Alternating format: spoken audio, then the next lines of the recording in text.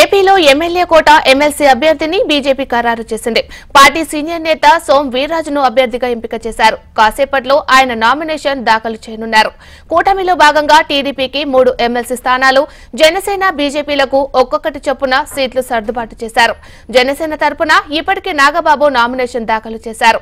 BJP తరపున ఆ party మాజీ అధ్యక్షుడు సోమ్ వీర్రాజుకు అవకాశం ఇచ్చారు. కాసేపట్లో సోమ్ వీర్రాజు నామినేషన్ దాఖలు చేయనున్నారు.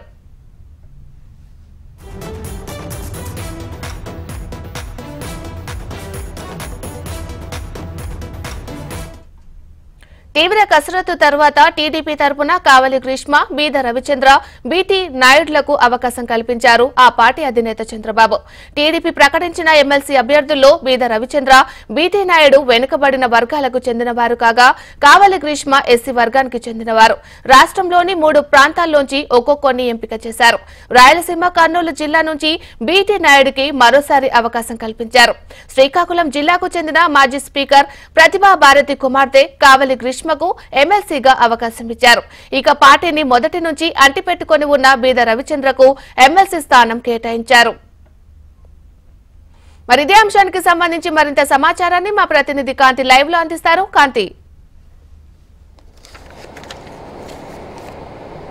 మీనాక్షి, 5 ఏదైతే ఎమ్మెల్సీలకి సంబంధించి ఎమ్మెల్యే కోట అభ్యర్థుల పూర్తిగా అన్ని పార్టీలు విడుదల చేశాయని చెప్పాలి. బీజేపీ నుంచి ఇప్పటివరకు స్పష్టత రాలేదు. ముందుగా జనసేన పార్టీ నుంచి నాగబాబు తన ఏదైతే నామినేషన్ కూడా వేయడం జరిగింది. తర్వాత నిన్న సాయంత్రం టీడీపీ అధిష్టానం ఏదైతే చాలా మంది, అంటే దాదాపుగా 30 మంది ఆశావాహుల వరకు ఈ పోస్ట్ కోసం ఎదురు చూస్తున్న వారు ఎవరైతే ఉన్నారో వారందరికీ సర్ది చెప్పి సామాజిక సమీకరణాలు, అలాగే పార్టీకి నిబద్ధతతో పనిచేసిన వారిని తీసుకుని, అలాగే ఏదైతే ప్రాంతాల వారీగా కూడా ముందుకు వెళ్లారు అని చెప్పుకోవాలి. ఇక మిగిలిన వారందరికీ, అంటే 30 మంది వరకు కూడా ఈ ఏదైతే ఎమ్మెల్సీ స్థానాలకి సంబంధించినటువంటి ఆశావాహులు ఎవరైతే ఉన్నారో వారికి సర్ది చెప్పే ప్రయత్నం కూడా టీడీపీ అధిష్టానం చేసిందనే చెప్పాలి. అయితే కొంతమంది ఎవరైతే సీనియర్లను త్యాగం చేశారో కూటమిగా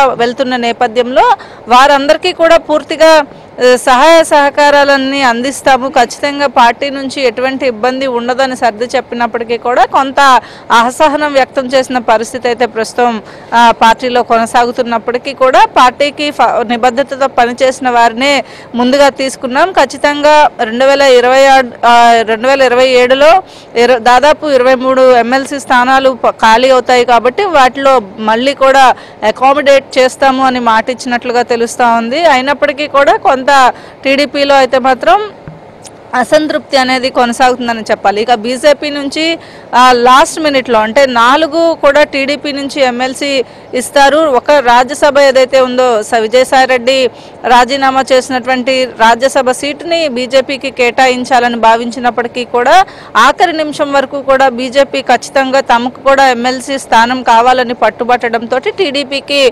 3 స్థానాలు మాత్రమే మిగిలాయని చెప్పాలి. ఈ 3 స్థానాల్లో కూడా కావలి గ్రీష్మ మొదటి నుంచి కూడా పార్టీకి నిబద్ధతతో పనిచేయడం, అలాగే గత ప్రభుత్వ హయాంలో ఏవైతే రాజకీయంగా ప్రత్యర్థులను ఎదుర్కోవడంలో ఫాస్ట్గా పనిచేశారని చెప్పుకోవాలి. దీంతో పాటుగా ఉత్తరాంధ్ర జిల్లా నుంచి ఎంపిక చేయడం జరిగింది. దీంతో పాటుగా బీటీ నాయుడు ప్రస్తుతం ఆయన ఎమ్మెల్సీగా ఉన్నారు. ఆయన పదవీ కాలం ముగినుండడంతో తిరిగి ఆయననే కంటిన్యూ చేయడం, అంటే బీటీ నాయుడుకి ఇవ్వడానికి కారణం ఏదైతే చంద్రబాబు నాయుడు జైల్లో ఉన్న సమయంలో ఆయన వ్యక్తిగతంగా లాయర్ కూడా కావడంతో బీటీ నాయుడు రెగ్యులర్గా చంద్రబాబు నాయుడుతో ఉదయం సాయంత్రం పార్టీకి సంబంధించి కార్యకలాపాలు కావచ్చు, బయట జరుగుతున్నటువంటి విషయాలన్నింటినీ కూడా చంద్రబాబు నాయుడు దృష్టికి తీసుకురావడం, మళ్ళీ తిరిగి చంద్రబాబు నాయుడు చెప్పినటువంటి విషయాలను పార్టీ అధిష్టానానికి తెలియచేయడం, ఇటువంటివన్నీ కూడా పార్టీకి అండగా ఉండడమే కాకుండా వ్యక్తిగతంగా కూడా ఆయన సహాయంగా నిలిచారు. దీంతో పాటుగా ఆయన నిబద్ధతకు నిదర్శనంగా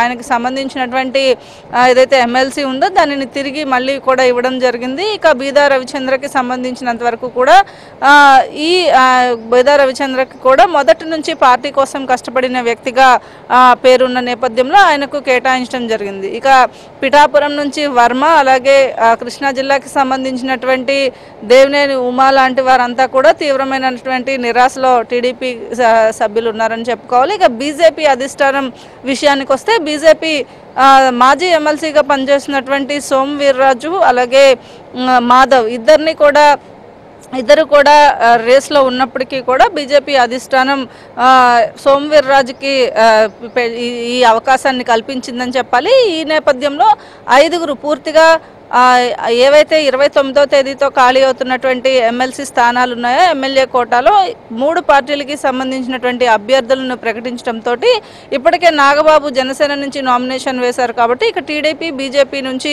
మిగిలిన 4 కూడా ఈరోజు సాయంత్రం లోపు నామినేషన్ వేసే అవకాశం కనిపిస్తోంది. Deepika. Right, thank you Kanthi.